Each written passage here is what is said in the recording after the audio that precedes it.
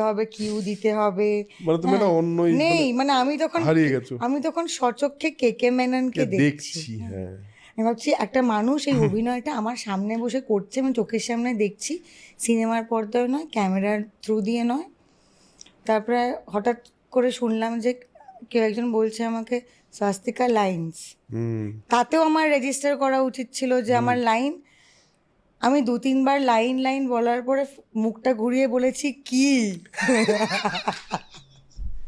ওইটা এটা হয়েছে। মানে বাবা! হিন্দি সিনেমার সেট সব কিছু মাথা থেকে বেরিয়ে গিয়ে আমি ঘুরে বলছি কি, মানে বিরক্তি নিয়ে মানে যে কেয়াও না, কিয়া না কি কি। আমি পরিষ্কার। আমি ভাবছি যে আমাকে এই সময় ডাকছে কে, মানে আমাকে কেন বিরক্ত করা হলো যে আমি এত একটা একটা মানুষ। আর ওই অসাধারণ ওই পারফরমেন্স কি, দেখছি আমি। হ্যাঁ, মানে কি